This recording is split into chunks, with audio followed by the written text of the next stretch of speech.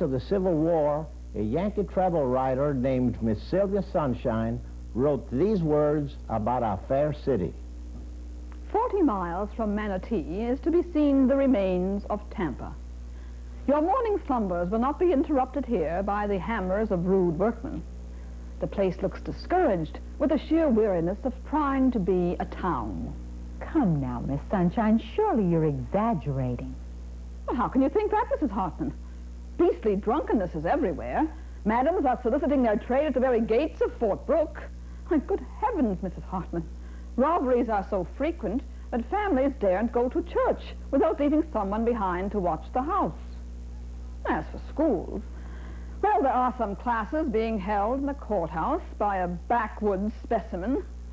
No, Mrs. Hartman, Tampa is so backward that Confederate currency was used here for 2 years after the war ended because there was no other kind of money. Isn't there anything you like about Tampa, Miss Sunshine? Yes, Mrs. Hartman. There are a few charming boarding houses that would make wonderful havens for the tubercular. The Southern poet Sidney Lanier had contracted tuberculosis in a Yankee prison. He and his wife came to Tampa and stayed at the Orange Grove Hotel while he wrote a guidebook for a group of northern railroads. In 1882, the federal troops left Fort Brooke, and his flag was lowered forever. Mr. Lanier had called Tampa the most forlorn little collection of one-story houses imaginable. Only 720 people lived there. They tried to get the derelict fort turned into a park, but political pressure won out and slaughterhouses were built there instead. Only 1 year later, Miss Sylvia Sunshine's description of Tampa changed dramatically. The sound of rude workmen's hammers was everywhere. One of the reasons for all of this activities, Joyce, was the coming of Mr. H.B. Plant, the railroad magnate, and his railroad to Tampa. Actually, Plant did not plan originally to come to Tampa. He was planning to take his railroad to Little Cedar Key, but they gave him a hard time at Cedar Key. Senator Yulee actually controlled that whole area and owned the railroad, and he gave him an ultimatum to stay out of his bailiwick, that he controlled it and he didn't want any competition. And also the landowners, they boosted their prices. So Mr. Plant became very mad about this whole matter, and he told him, he said, "I'll wipe Cedar Key right off the map." In fact, he laid a curse and said that hoot owls will hoot in your attics, and bats will live in your houses, and hogs will wallow in your deserted streets. Well, in time, Cedar Keys died on the vine. So the railroad actually was one of the most important impacts made in Tampa because it attracted industries such as the cigar industry, the fishing industry. It opened new markets for the orange and cattle industry, and people started moving in. And then he decided that he would build the Tampa Bay Hotel. And this event, which took place in 1891, made the biggest impact on the social life of Tampa that had been seen up to that time. As Henry Plant's hotel began going up across the river, he kept bonfires burning so that the townspeople could watch its progress even at night.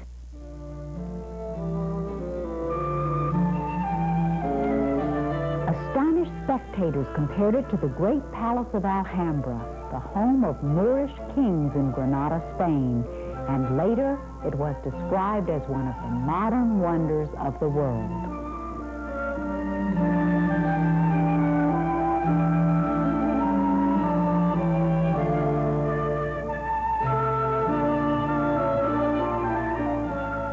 Welcome to the Tampa Bay Hotel, one of the world's most luxurious resorts. This hotel came to be because of a rivalry between two Henrys, Henry Flagler and Henry Plant. Flagler, the railroad baron on the East Coast, built the famous Ponce de Leon Hotel in St. Augustine. Not to be outdone, Mr. Plant began building the Tampa Bay Hotel. Upon its completion in 1891, he invited Mr. Flagler to the grand opening. Flagler replied by telegram to Mr. Plant, "Henry, where's Tampa?" To which Mr. Plant immediately replied, Just follow the crowds, Henry. and the crowds came. Dukes, princesses, barons, anyone who was anyone.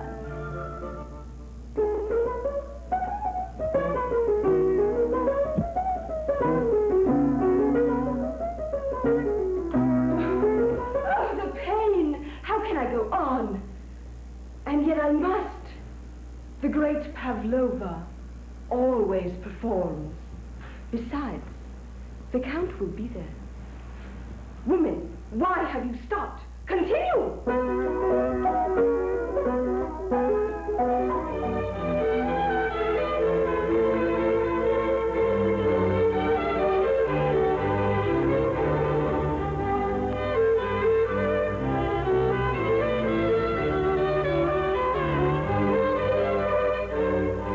The hotel's 511 guest rooms played host to the famous and the infamous from all over the world.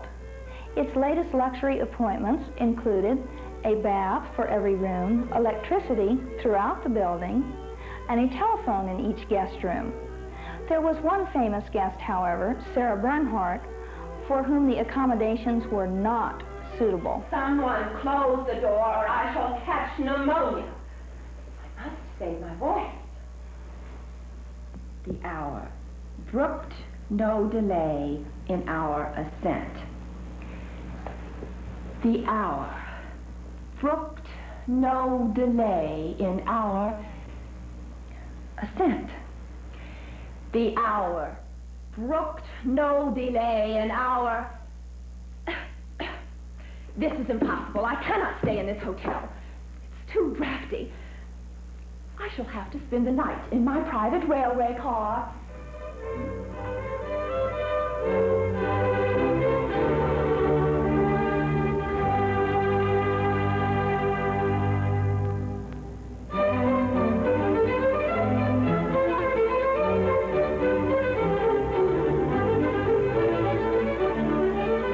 Mr. and Mrs. Plant bought 80 boxcar loads of antiques and treasures garnered from the four corners of the earth to furnish the 5-story, 1,200-foot-long hotel. Mrs. Plant purchased over 30,000 yards of carpeting with a lion motif, originally woven for British royalty. The corridors, as you can see, are unusually wide, and that's not because the guests were unusually broad. Instead, they were designed to accommodate Chinese rickshaws, which traveled up and down these halls, carrying guests to the dances, lectures, and concerts performed by the hotel's own resident orchestra.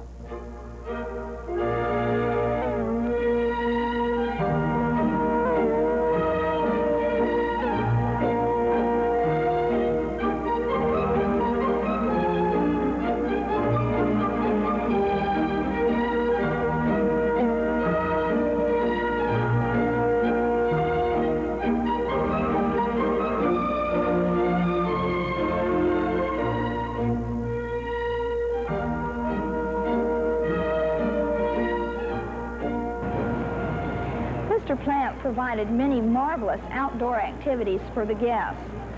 There was a trotting track for horse fanciers, a swimming pool, a gameskeeper to take the guests hunting, boating on the river, tennis, and a game new to America, golf. In fact, it was so new, Mr. Plant imported the pro from Scotland to teach every year. As the guests sat on the veranda and strolled the spacious grounds, they could see the lights of the city across the river, and the townspeople could look skyward at the silver minarets that reflected a symbol of the opulence of the late Victorian era.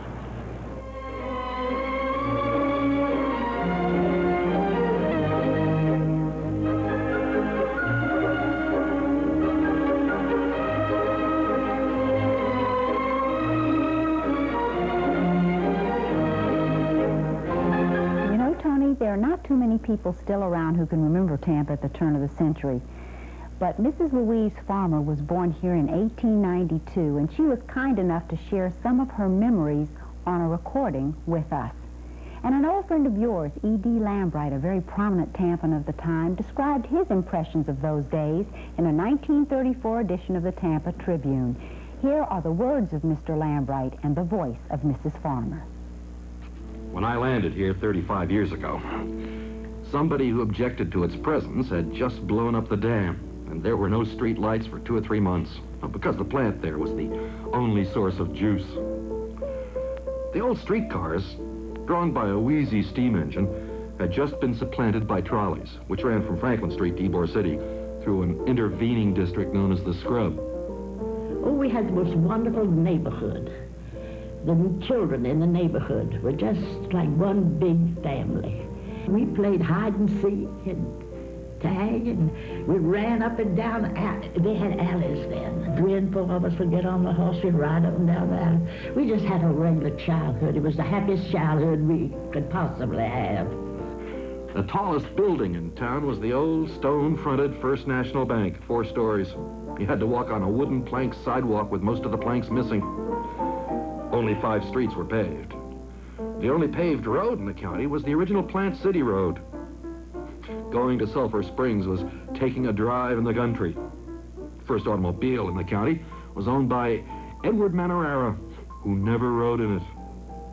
Everything was horse-drawn, and Fire Chief Harris's buggy was the fastest thing in town. I remember the streets, Franklin Street was paved with blocks. I had a horse that we used to go to ride down to town in a trap, and that horse was a pet and had a brown eye and a blue eye. And I took care of the horse myself. I did all the work for the horse. My father was away from home a lot. And when that horse started home, he galloped all the way home. He couldn't wait for his food because he knew he was going to get something good when he got there. Most of Hyde Park, that is the Bayshore section, was still at the bottom of the bay. Davis Islands were then big and little masses of tangled undergrowth. The streetcar line finally was extended to Ballast Point and DeSoto Park. It was a time for big picnics at these sylvan spots, and nearly every organization in town had one each year. Biggest crowds flocked on Sunday afternoons to the baseball park at Palmetto Beach, conveyed on flat cars with rough board seats, operated by the Street Railroad Company. And our main pleasure was going to old Connor's drugstore, which was down on Franklin Street. That's where where you would meet down there, and have you bring you your dates, but all meet down there. And that was at Hutto and Schonborn. The society season centered at the Tampa Bay, open about 2 months each winter. The casino was the only theater, and some of the best road shows were booked there. First Gasparilla balls were staged there. In the summer, the flooring was taken up and the swimming pool was used. Palmacia had a pool, and we used to go out to Sulphur Springs. The water was deep, and I was scared to death, because I'm scared of water anyway. And I remember one time there were some good swimmers out there, and I was just working so hard to swim, and they dived in front of me and just threw water in my face, and I was so scared I was going to drown. I didn't know what to do. There's no library, few schools, small emergency hospital, not more than one church for each of the leading denominations. The Tribune was published in a storeroom on Franklin Street. The whole plant was in one room. When the gas engine broke down, which was often, we had to go out and hire men to turn the presses. We visited the neighborhood. That's when people came and sit on your front porch all the afternoon, you know, and stay there. Then we had a long front porch with chairs, and our porch was the gathering place of the neighborhood. We were just like everybody else. We just had a home, and we had a happy home and a happy family. And I loved, that's the main thing, loved children. Spoiled too, I was. As my sister used to say, we see Papa never comes in the house, but he doesn't